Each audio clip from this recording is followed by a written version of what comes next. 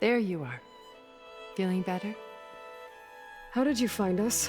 At the cauldron? And what did you do to everyone right before I passed out? All business, I see. Well, suffice it to say we were keeping a very close eye on Hephaestus, knowing we would need it at some point. Your ruse didn't fool us, and as for my little trick, it was an overload of the senses, accompanied by an energy discharge. Gerard and Eric were only momentarily disoriented due to their shields, but it rendered you unconscious while I got you out. Perhaps some breakfast might steady you a bit?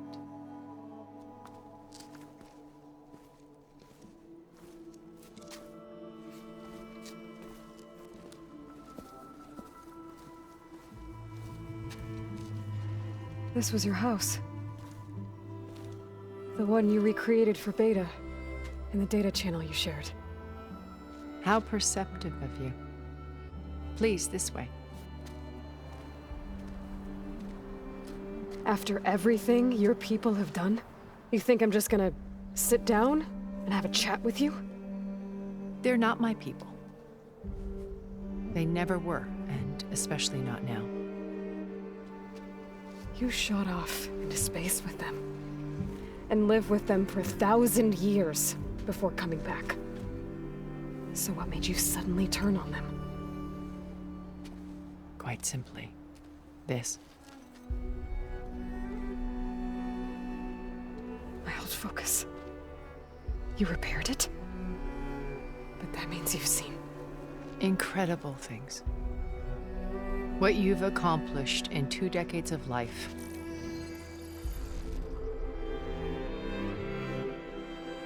A 1,000 years at my back and I haven't even come close.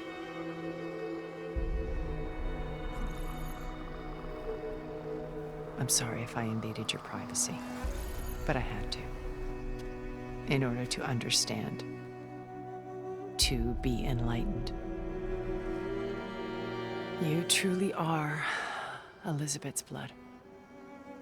With her drive, her sense of mission, her integrity. Watching all this shamed me for the company that I've kept. Having seen it, all I want is to help you. Even if it means stopping your friends? Especially so. Please, sit down.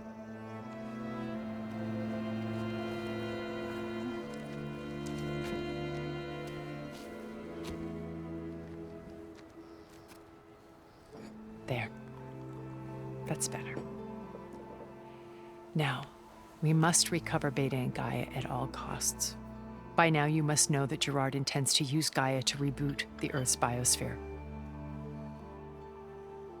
Remaking this world to specifications that would only suit us immortals.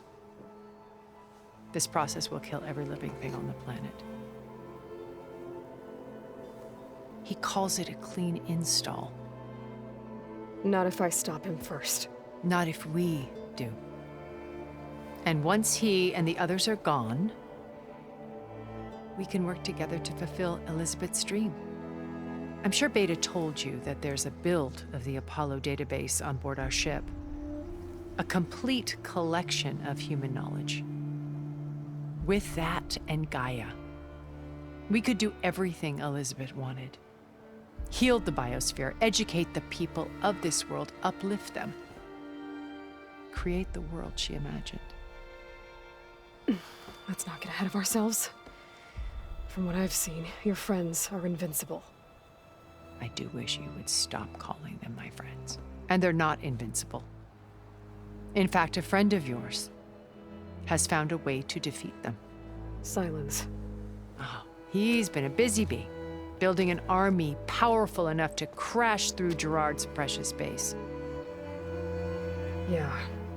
Regala and her rebels. Even now, she's preparing a final march on the Tenakth capital. When she wins, she'll have the entire tribe under her control. Hundreds of warriors and machines to throw at the base. She's been duped. They'll all perish, of course. But it should be enough to break Gerard's defenses and allow Silence to kill him. Along with all the others. Using the new weapon he's developed. Yes, he's found a way to circumvent our shields. Truly an exceptional man. He's planned for everything. Except you and me. You see, while his army is battering down Gerard's doors, you and I will sneak in through a back way. One that only I know about. While Silence and my friends are busy battling each other, we'll take back Beta and Gaia. I told you I want to help you. I mean it.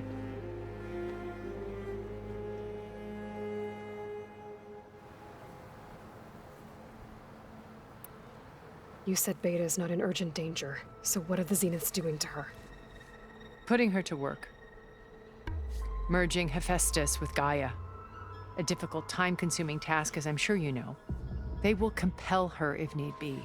But her life is not in danger. She's the only one who can do it. Because you people made her to be nothing but a tool. Gerard's idea, not mine. They always viewed me with suspicion when I attempted any form of kindness towards her. That's why I created the data channel. A virtual place where we could speak in peace.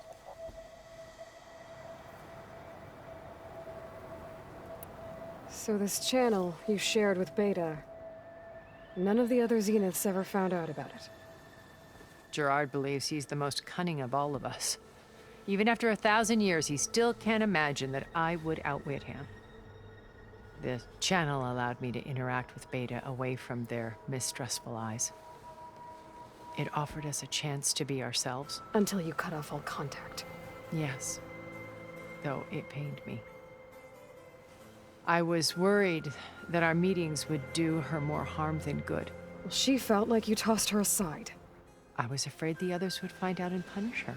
She may not have had the comforts of friendship anymore, but at least I ensured she was safe. I know it seems harsh, but you must believe that her well-being has always been paramount to me. Beta told me your colony was destroyed. That you came back to Earth because you had nowhere else to go. It's true. After we reached our destination, a planet in the Sirius star system, we spent decades building a new home. The physical constraints of Earth, the boundaries of mortality, gone. To think of what we could have done with it. It might have been a utopia. Instead, we stagnated, absorbed in effortless comforts and virtual realities. It took a cataclysm to finally yank us out of our stupor. What happened? A massive geological event. We knew of instabilities in the planet core, but we underestimated them. By the time the collapse was upon us, it was too late to stop it. Only a few of us made it to the ship in time. We set course for Earth, the only safe harbor left to us. Which you decided to make unsafe for anyone else. Not me. Gerard. He believes it's better to wipe the canvas clean than work around the smudges. No more primitive tribes, no more combat machines, only a blank slate to do with as he pleases. But we will stop him. All we have to do is get into that base.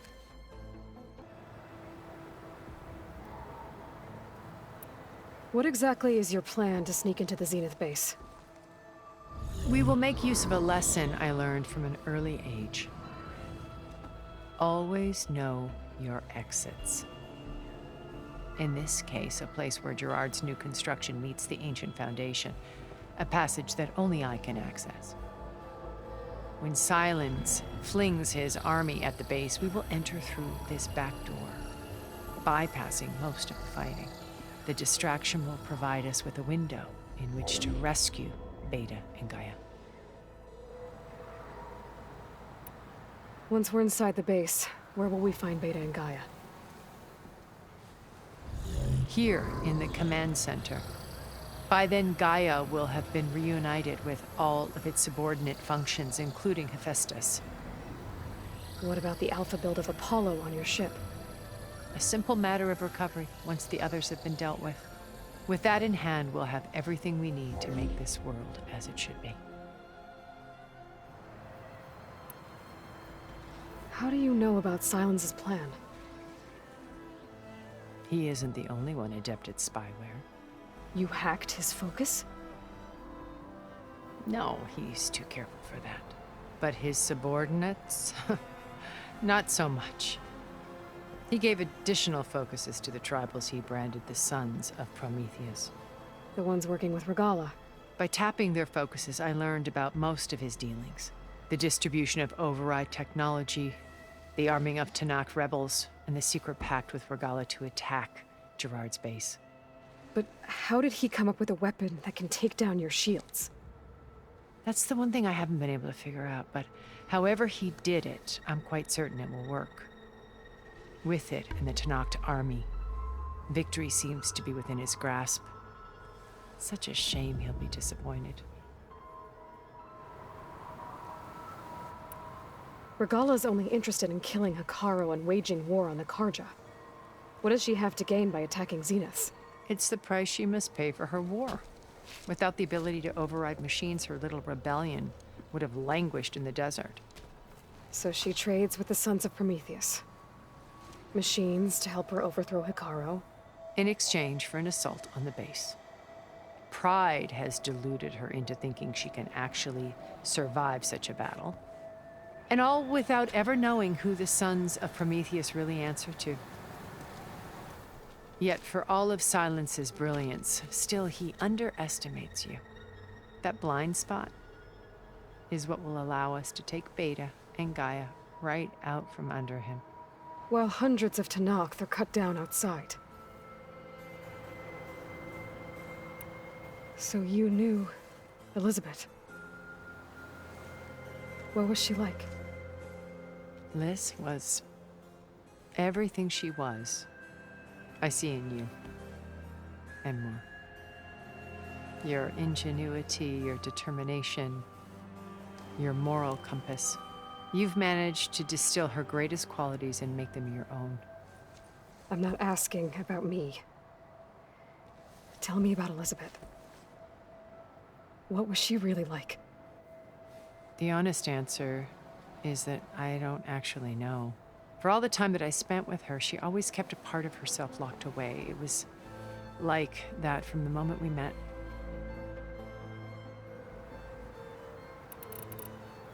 So when you met Elizabeth, she was what? Distant? Aloof? Not aloof. Not exactly. It was a summit in Paris about machine learning. A touchy subject in those days. Because regulatory authorities were just starting to clamp down on AIs. Liz gave the keynote address.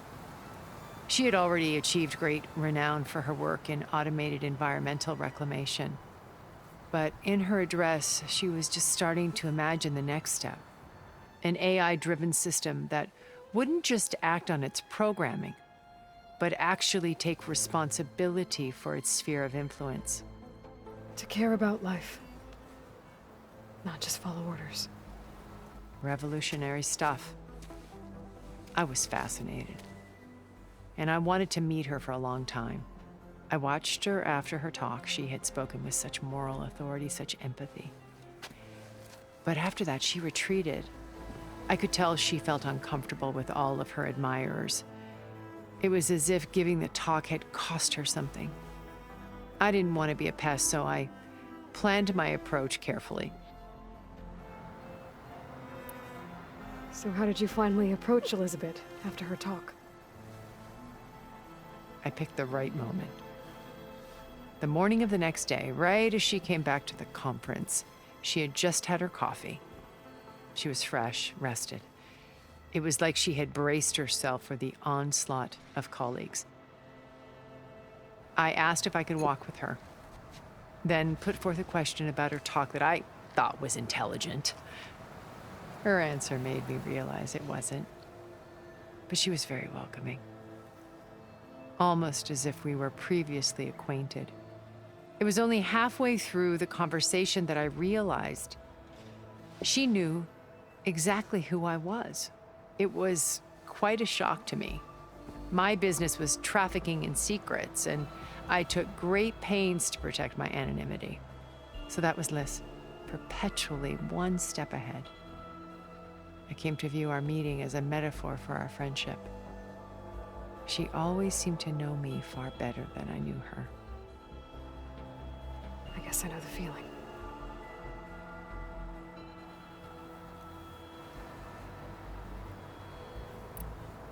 My old focus. How did you find it, let alone repair it? When we encountered you at the Hades Proving Lab, Gerard saw you as a redundancy. I knew better. You were a revelation. After your dramatic escape, bravo, by the way. Gerard and Eric assumed you were dead and gave up the hunt. I wasn't so sure. When the others were busy, I returned to the lab and searched for any trace of you. That's when I found this little treasure. Not easy to repair, but certainly worth the effort. As I watched your life unfold, you were like a splash of color on a worn canvas. What Liz was, and more. Did you show it to the others? Of course not. It was your actions that inspired me to defy them. It's worth noting that if I hadn't found it and watched its contents, I wouldn't have known to save you at the cauldron. You'd be dead. So I should be grateful? If you like.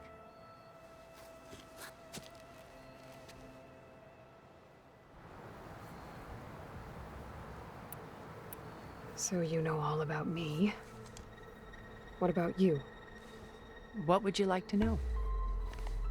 Well, start with your life on Earth.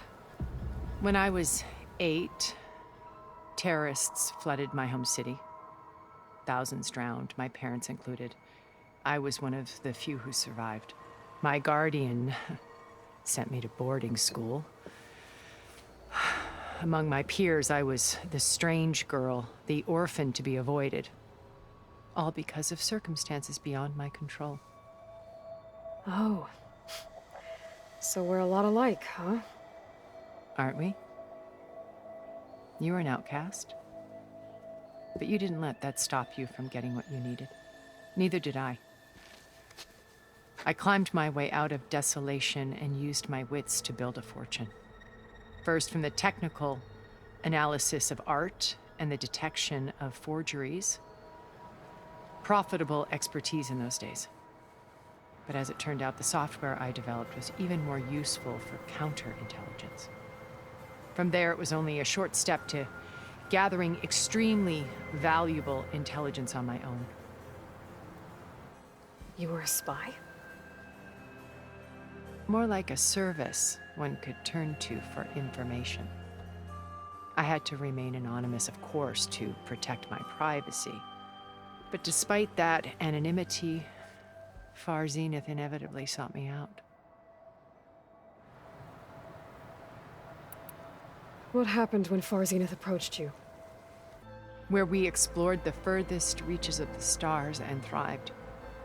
It was only later that I realized that they only intended to bequeath this future to the rich and powerful. By the time I finally figured it out, the walls were closing in, Faro's machines were devouring the Earth. So I accepted Far Zenith's invitation to a berth on the Odyssey. I wanted Liz to come, but she had nobler plans, as you well know.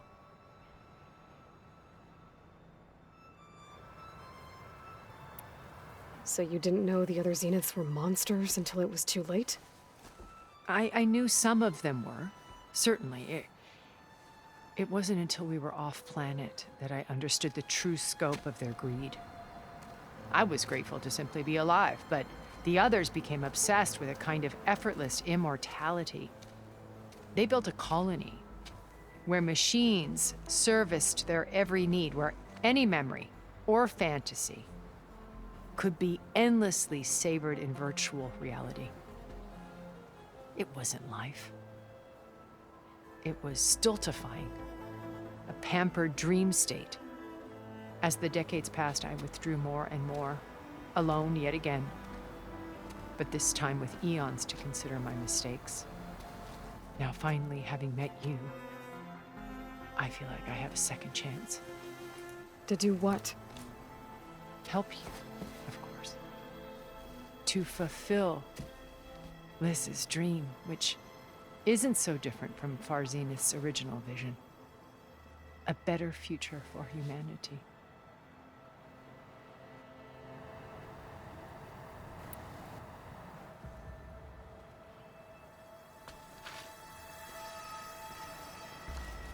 First Varl. Now Hikaru and the Tenakth. Your plan would wipe out an entire tribe. There has to be another way. We are in an admittedly desperate situation, but I assure you there isn't. Remember Zero Dawn. Elizabeth's sacrifice. Sometimes many have to die for a new world to grow. If it looks impossible, look deeper. Wait. The data channel. It still exists, doesn't it? I need you to open it. Let me talk to Beta. Impossible. We might be detected. It's worth the risk. There is another way, one where the Tenakth survive. But we won't. If the others... If you want to help, open it.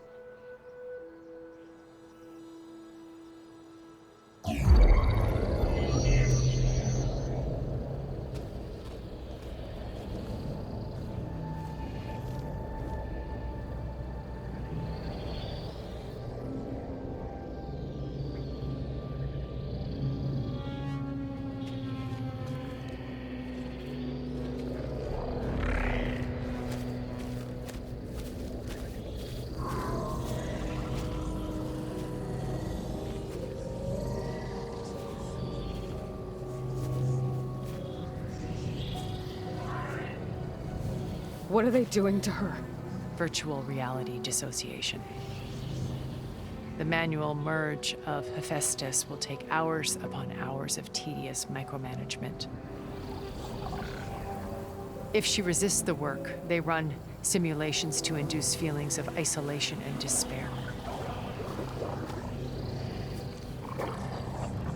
Beta, can you hear me? You're alive. They're watching me. I can't hold up this extra projection for long. You should have killed me. No. No, look at me. I'm coming for you. I promise, okay? I just need you to hold out a little while longer and work on the merge.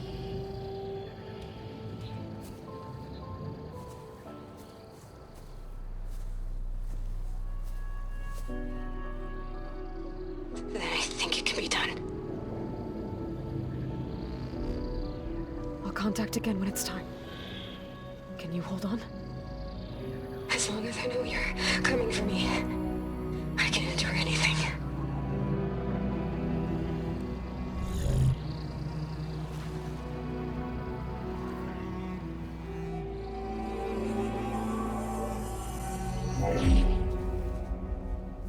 All right.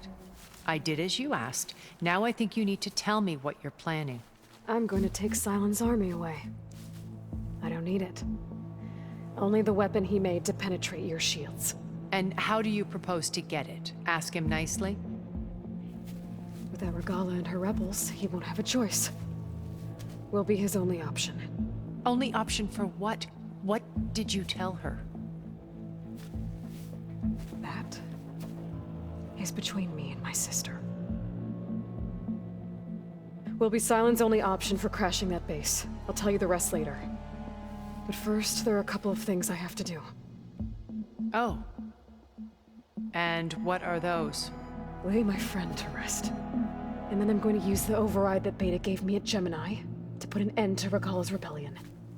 From the air. Wait. Since you insist on doing things your way, I know of something that will truly help you make a grand entrance with the Tenakth. The ancient Horus Titans still possess electromagnetic energy cells as part of their arsenal.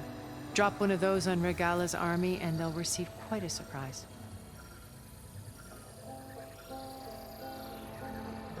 So go, do what you must. I'll come to your base if you manage to bring silence to the table. Not if. When.